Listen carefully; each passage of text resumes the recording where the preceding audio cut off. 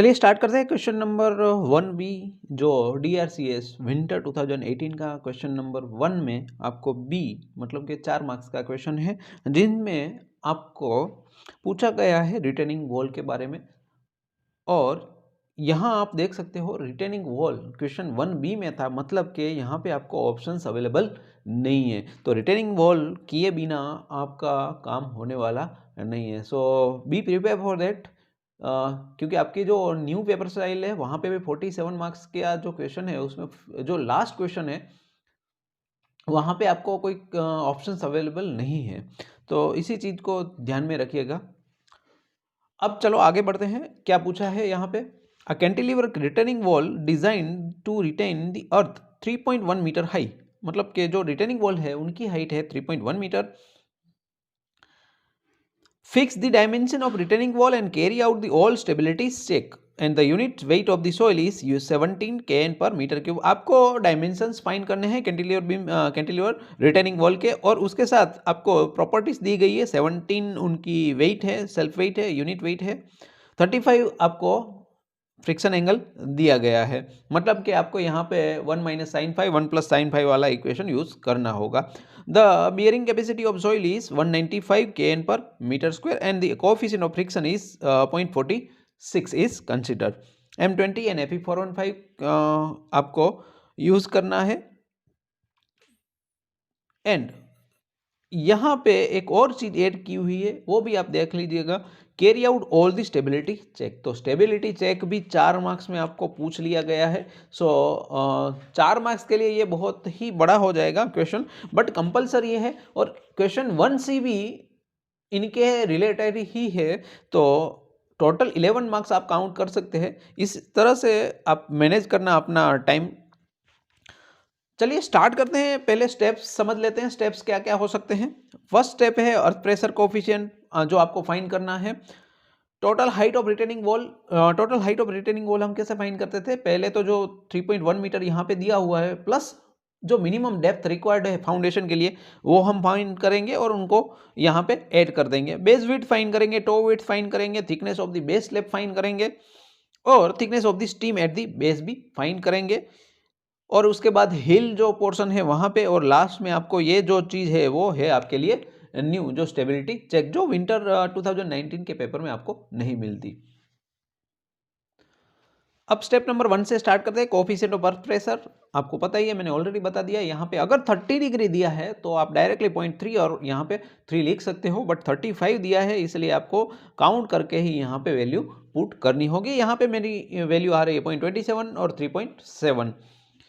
Second number का step था वो आपको पता ही है, टोटल हाइट आपको फाइंड करनी है। ऑलरेडी मैंने डिस्कस कर दिया है आपके साथ, cantilever height plus depth of foundation. Depth of foundation किस तरह से मिनिमम मिलता है, यहाँ पे एसबीसी होगी, यहाँ पे आपकी डेंसिटी होगी और के का स्क्वायर, जो कोफिशिएंट ऑफ अर्थ प्रेशर है उनका स्क्वायर आपको करना है। ये आपको 195 दी गई है, 17 है यहाँ पे और ये 0.27 का स्क्वायर हो गया, तो कुल मिला के 0.836 मीटर के आसपास आपको मिलेगा, जिसको हमने राउंड फिगर में कर दिया है 1 मीटर, क्योंकि ये मिनिमम डेप्थ थी 0.8 के करीब करीब, तो हमने राउंड फिगर करने के लिए 1 मीटर कर दिया है। आप चाहे तो यहाँ पे 0.9 भी कर सकते हो। तो टोटल अगर 0.9 यहाँ ऐड करोगे तो आपको राउंड फिगर में 4 मीटर मिल जाएगी, बट मैंने अभी नहीं किया है क्योंकि ये मैंने राउंड फिगर रखा है, तो कोई ना एक चीज़ तो आपको राउंड फिगर नहीं मिलेगी। तो टोटल हाइट 4.1 मीटर पूरे एग्जाम्पल के लिए मैंने ली हुई है। अब बात करते हैं बेस विड्थ की, तो बेस विड्थ में ये इक्वेशन 3/2, यहाँ है आपका प्रेशर फोर्स, यहाँ है आपकी डेंसिटी। अब इसी इक्वेशन को यूज करते हुए आपको फाइंड करना है प्रेशर फोर्स, तो प्रेशर फोर्स होता है 1/2 के गामा इंटू एच स्क्वायर, ये होता है प्रेशर डायग्राम का एरिया। तो यहाँ पे होती है प्रेशर वैल्यू क्या होती है, के इंटू गामा इंटू एच, और उनके साथ यहाँ पे हाइट एच है, तो एच, अब इन दोनों का एरिया निकालिए, ये ट्राइंगल है इसलिए 1/2 के into gamma H into H, तो ये मिला के आपको इक्वेशन मिल जाएगा। वैल्यूज पुट कर दीजिए, आपको जनरल केस में 40 के अराउंड आपको वैल्यू मिल जाएगी। ये ही 40 वैल्यू यहाँ पुट कर दी और अप्रोक्सीमेटली यहाँ पे मुझे बेस विड्थ मिल रही है 2 मीटर, बट जब भी जितनी आपकी बेस विड्थ कम होगी उतनी स्टेबिलिटी आपको कम मिलने वाली है। तो टू गेटिंग मोर स्टेबिलिटी, क्योंकि आपको लास्ट में स्टेबिलिटी क्राइटेरिया भी यहाँ पे चेक करना है। अगर नहीं करना है तो भी आपको मिनिमम 3 मीटर तक तो जाना ही है, अगर आप बेस विड्थ की बात करें तो। So I just put the b equal to 3 meter, minimum we will take 3 meter for the any consideration. Okay, so ये चीज़ याद रखना, यहाँ वैल्यू जो भी आ रही है 3 मीटर तक आपको प्रोवाइड करनी है। तो ये बिना कैलकुलेशन भी आप अप्रोक्सीमेटली 3 मीटर, अगर आपके पास टाइम नहीं है एट लास्ट टाइम में आप अगर कैलकुलेट करने बैठे हो एग्जाम में, तो यहाँ पे आप 3 मीटर लिख सकते हो, मिनिमम है। नेक्स्ट बात कर लेते हैं टो विड्थ की। तो टो विड्थ में क्या होगा, 1/3 जो भी आपने बेस विड्थ प्रोवाइड की है 3 मीटर में रख रहा हूँ, तो और भी आसान हो गया, क्योंकि 1/3 इंटू 3 आपको डायरेक्टली 1 मीटर मिल जाएगा। अब बात कर लेते हैं थिकनेस ऑफ बेस स्लैब की। इनके लिए आपको इक्वेशन मिलेगा h/12 और h/15, जो आपको याद करना होगा। और अप्रोक्सीमेटली यहाँ पे आपको वैल्यू मिल रही है 0.35 से 0.27। सो इनके बीच में आपको कोई राउंड फिगर वैल्यू लेनी है, जो मुझे मिल रही है 0.3। तो 0.3 मैंने कंसीडर किया है। ये है आपका बेस स्लैब जो 3 मीटर का विड्थ है, और यहाँ पे 0.3 मीटर की मुझे उनकी डेप्थ या थिकनेस हम कह सकते हैं, वो मुझे मिल चुकी है। अब आगे बढ़ते हैं तो थिकनेस ऑफ स्टीम की जब बात आती है, तो सबसे पहले जो कैंटिलीवर पार्ट है, ये जो आपकी बेस स्लैब होगी, ये स्टीम होगा आपका, तो ये लेंथ हमें पहले फाइंड करनी होगी। तो यहाँ आपको 0.3 ऑलरेडी मिल चुका है, तो टोटल है आपके पास कैपिटल H, उसमें से ये हाइट मिलने के लिए हमें क्या करना है, -0.3 जो thickness of the base slab होगी वो माइनस करना है। उस हिसाब से फिर से एक बार आपको क्या करना है, प्रेशर फोर्स, और प्रेशर फोर्स के बाद उनके साथ अगर h/3 मतलब CG कहाँ होगा ट्राइंगल का, तो h/3 पर होगा, क्योंकि ये ट्राइंगुलर प्रेशर ही होने वाला है। तो ट्राइंगल प्रेशर होगा, इसलिए उनकी जो सेंटर है वो h/3 पर होगी। मल्टीप्लाई कर दीजिएगा तो आपको मोमेंट मिल जाएगी, जो वर्किंग मोमेंट होगी 42 किलो न्यूटन इंटू मीटर। उनको हम कन्वर्ट करेंगे अभी डिजाइन मोमेंट में। तो इनको हम डिजाइन मोमेंट में कन्वर्ट करते हैं, तो 1.5 से मल्टीप्लाई कर दिया तो आपको 65 किलो न्यूटन इंटू मीटर का वैल्यू मिल जाता है। अब ये है आपका MU लिमिटिंग वाला इक्वेशन, जो लिमिटिंग मोमेंट बैलेंस सेक्शन के लिए हम यूज करते थे बीम के लिए, 0.138 FCK BD², वेर B जो है वो है आपका 1000 FCK 20, और D हमें फाइंड करना होगा। ये वैल्यू 65 यहाँ से ली 10⁻⁶, क्योंकि न्यूटन इंटू mm में चाहिए यहाँ पे वैल्यू, FCK जो है वो न्यूटन में है, इसलिए ये चीज आपको न्यूटन इंटू mm में करनी होगी। तो just put the value, you get the 155 के अराउंड आपको आंसर मिल जाएगा।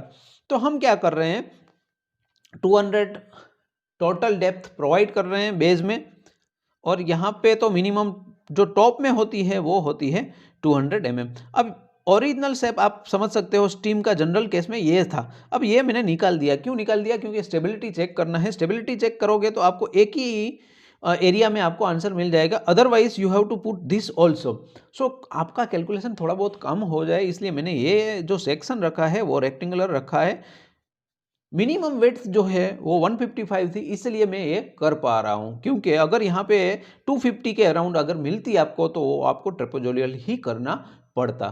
तो कुछ ना कुछ आसानी आपको दी गई होती है एग्जाम में, डायमेंशंस कुछ इस हिसाब से ही दिए जाते हैं, आपको कैलकुलेशन आसान हो इसलिए। बट जब तक आप कैलकुलेट नहीं करोगे उस चीज को, तो आपको लगेगा कि ये बहुत ही एग्जाम्पल आपका लेंदी है, बट ऐसा होता नहीं है एक्चुअल केस में। स्मॉल डी हमने 160 एज्यूम किया है, कैपिटल डी 200 एज्यूम किया है। अब बात कर लेते हैं उसके साथ ही साथ हिल की। तो हिल में क्या होता है, अगर हम बात करें फिगर की, तो ये आपका पूरा बेस स्लैब है, यहाँ आपका टो होता है, यहाँ आपका हिल होता है।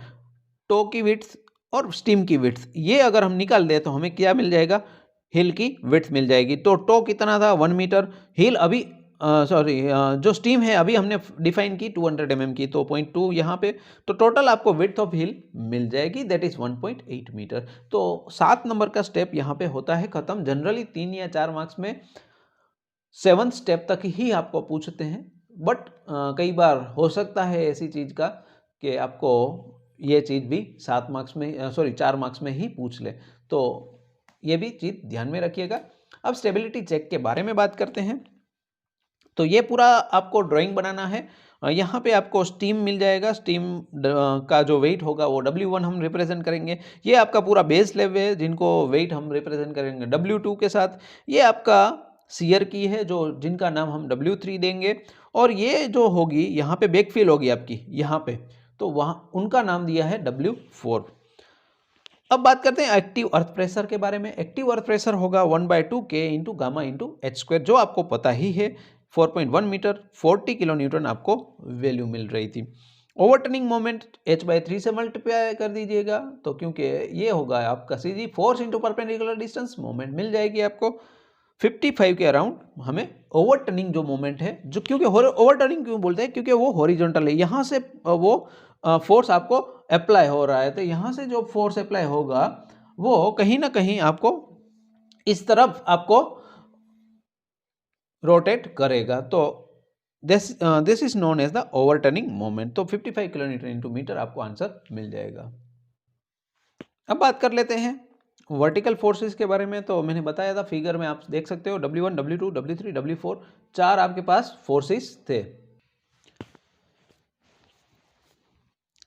फोर्सेस के बारे में बात करें तो आपको एक ही चीज़ याद होनी चाहिए, उनका एरिया और उनकी डेंसिटी, क्योंकि जो रनिंग मीटर में ही हम यहाँ पे फोर्सेस फाइंड करते हैं, 1 मीटर लेंथ है उनकी, इस तरह से ही फाइंड करेंगे।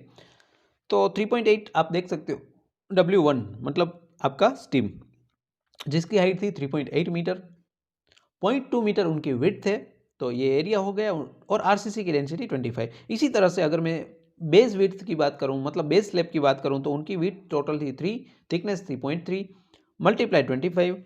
यहाँ पे W3 जो था वो आपका सीयर की था, उनका डायमेंशन आपको फिक्सअप इस तरह से ही करना है, जितनी आपकी स्लैब थिकनेस है उतना ही आप नीचे सीयर की प्रोवाइड कर सकते हो। तो 0.2 इंटू 0.3 इंटू मल्टीप्लाई 25, ये है आपका बैक फिलिंग। यहाँ पे याद रखिएगा बैक फिलिंग होगी तो उनकी डेंसिटी होगी आपकी जो सोइल की डेंसिटी है वही। और यहाँ पे डायमेंशन 3.8 मीटर हाइट होगी और 1.8 मीटर आपकी जो हिल की विड्थ है, याद रखिएगा ये जो है वो हिल की विड्थ है। तो टोटल आपको 117 मीटर किलो न्यूटन मिल जाएगा। अब डिस्टेंस की बात कर लेते हैं 1 बाय 1। CG जो डिस्टेंस है वो हम लेफ्ट साइड से काउंट करेंगे, तो लेफ्ट साइड से देखते हैं क्या होता है। पहले जो आपको टो विड्थ मिलती थी वो 1 मीटर की थी, यहाँ पे 1 मीटर ऐड कर दिया, फिर आपका स्टीम आ रहा है तो उसको ऐड किया, उनका CG होगा 0.2/2 पर, तो टोटल आपको आंसर मिल जाएगा 1.1। अब सेम आंसर आपको मिलेगा बेस स्लैब के लिए, यहाँ पे आप देख सकते हो 3/2। बेस स्लैब में क्या होगा, 3 विड्थ है बाय 2 कर दीजिए, क्योंकि वो लेफ्ट साइड से ही स्टार्ट हो रही 1.5 मीटर। सीयर की का जो आपको CG मिलेगा वो 1.1 ही मिलेगा, क्योंकि जो स्टीम की विड्थ है वही विड्थ यहाँ पे आपको मिलती है। अब बात कर लेते हैं X4 के बारे में, तो बैकफिल के बारे में। तो पहले आपको मिलेगा यहाँ पे, तो फिर मिला आपको स्टीम, और फिर जाके ये जो चीज़ है यहाँ पे आपका हिल है। तो आपको करना क्या है, पहले ये इन दोनों को ऐड कर दीजिए, ये 1 मीटर है, ये 0.2 मीटर है, फिर इनका CG आपको 1.8/2 करके मिल जाएगा, तो ये 2.1 मीटर आपको मिल सकते हैं।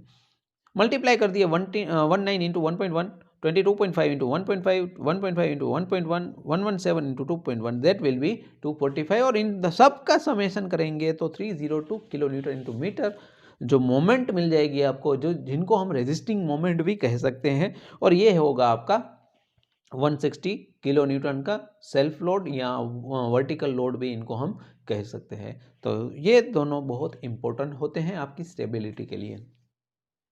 चलिए अब बात कर लेते हैं स्टेबिलिटी के कैलकुलेशन के लिए आपको एसेंट्रिसिटी चाहिए। एसेंट्रिसिटी के लिए आपको एक एक्स बार चाहिए, जिनका इक्वेशन क्या है, जो दो मोमेंट है उन दोनों का आपको सब्ट्रैक्ट करना है एक में से दूसरा, फिर डिवाइड में आपको करना है, जो भी आपके पास टोटल वेट वर्टिकल वेट था उनको आप डिवाइड कर दीजिएगा। तो m जो है आपके पास 302 और m0 मतलब ओवरटर्निंग मोमेंट थी वो 55 थी, तो दोनों का समेशन कर दिया डिवाइड बाय 160 जो आपको यहाँ पे दिखाई दे रहा होगा। इनका आंसर थोड़ा बहुत नियर अबाउट 1.5 आ रहा था, तो मैंने आपका टाइम कंज्यूमर कम हो इसलिए 1.5 एग्जैक्टली रख दिया है। क्यों 1.5 रखा है? क्योंकि यहाँ पे आपको 3/2 का आंसर 1.5 मिल रहा था। 1.5 माइनस 1.5 विल बी 0। तो अब यहाँ से आपको आसान ये हो सकता है, सिग्मा मैक्स और मिनिमम का इक्वेशन क्या था, मैक्स के लिए यहाँ पॉजिटिव, मिनिमम के लिए यहाँ नेगेटिव। बट अगर एसेंट्रिसिटी ही 0 होगी तो ये वाला टर्म आपको 0 मिल जाएगा। तो अब प्लस और माइनस की कोई बात ही नहीं रहेगी, जो मैक्सिमम होगा वही आपका मिनिमम हो जाएगा। तो आपका कैलकुलेशन किस हिसाब से कम हो वही चीज़ मैं आपको यहाँ से बताऊंगा। तो चलिए स्टार्ट करते हैं। दोनों को मैक्सिमम मिनिमम वैल्यू क्या मिलेगी, sigma W divide by width. तो ये है 160 और ये है 3, तो आंसर आपको मिल जाएगा 53.33 kN पर मीटर स्क्वायर। अब आपको ये बताना है सिग्मा मैक्स जो है आपके पास जो 53.33 आ रहा है वो कहीं ना कहीं आपकी सॉइल बेरिंग कैपेसिटी से क्या होना चाहिए, कम होना चाहिए। इसलिए यहाँ से ये जो भी आपका सेक्शन है वो सही है। अब बात करते हैं मिनिमम की वैल्यू आपको नेगेटिव नहीं आनी चाहिए, मतलब कि पॉजिटिव आनी चाहिए, 0 से ज़्यादा होनी चाहिए। यहाँ से ये भी आपने सही कर दिया है। तो सेक्शन आपका जो है वो प्रेशर के हिसाब से सही है। अब आगे देखते हैं स्लाइडिंग में क्या होता है और ओवरटर्निंग मोमेंट में क्या होता है। Factor of safety against the overturning, तो मोमेंट आपके पास 202 थी और ये थी ओवरटर्निंग 55। उन दोनों का रेशियो निकाल देंगे तो 5.5 मिलेगा, जो बहुत ही ज़्यादा है आपकी मतलब कि जो क्राइटेरिया है उनसे बहुत ज़्यादा है। क्राइटेरिया क्या है, 1.55 से आपको वैल्यू ज़्यादा मिलनी चाहिए तब जाके वो सेफ होता है। बट यहाँ पे 5.5 मिल रहा है, मतलब कि बहुत ज़्यादा सेफ है आपकी डिज़ाइन। अब बात करते हैं जो सेक्शन है वो सेफ्टी अगेंस्ट स्लाइडिंग होता है कि नहीं होता है। यहाँ मैंने एक कंसिडरेशन किया है without considering the passive force. Passive force मतलब जो टो के साइड में यहाँ से आपको प्रेशर फोर्स जो मिल रहा है वो आपको रेजिस्टेंस देगा, बट बहुत कम होता है, ये बहुत कम होता है। तो रेजिस्टिंग के लिए मैंने वो निगलेक्ट कर दिया है। रेजिस्टिंग फोर्स मैंने कंसिडर किया है ओनली आपका जो सेल्फ वेट होगा, जो फ्रिक्शन फोर्स होगा, उनको ही मैंने कंसीडर किया है। उनका जो आंसर हो रहा है वो 73.6 किलो न्यूटन। ये म्यू है आपके लिए 0.46 दिया गया है। सिग्मा डब्ल्यू 160 है। इन दोनों को रेशियो अगर निकाल लेंगे, स्लाइडिंग फोर्स मतलब जो हॉरिजॉन्टल आपका फोर्स मिल रहा था वो 40 था, तो रेशियो मिल रहा है 1.8, बहुत ज़्यादा सेफ है। यहाँ पे अगर मैं पैसिव फोर्स ऐड करता भी तो भी ये वैल्यू 1.8 से ज़्यादा आती, इसीलिए मैं कंसीडर नहीं करता। क्योंकि नहीं करता कंसीडरेशन, फिर भी मैं अपनी जो डायमेंशन है वो सेफ है तो काउंट करूंगा तो उनसे भी ज़्यादा सेफ होगी। इसलिए अगर यहाँ पे सेफ नहीं मिलता है आपको तब जाके ये आपको काउंट करना होता है, अगर अदरवाइज इनकी ज़रूरत आपको नहीं रहेगी। क्योंकि 4 मार्क्स के लिए आप जितना चाहे वो स्टेप्स कम जितना हो सके वो कर लीजिएगा, तब जाके आपको आसानी होगी। मैं बोल रहा हूँ फिर भी ये ऑलमोस्ट 17 to 18 मिनट्स का वीडियो हो गया है। 4 मार्क्स के लिए आप समझ सकते हो, जब आप काउंट करने बैठोगे तो it will take 30 minutes to complete this. Okay, so 7 marks का क्वेश्चन था, 4 में पूछा है, तो इस हिसाब से आपको यहाँ पे थोड़ी बहुत काम भी आसान करना होगा। फिर भी कोई डाउट है तो आप वही स्क्रीनशॉट के साथ व्हाट्सअप कर दीजिएगा, तो मैं आपको आंसर दे दूँगा।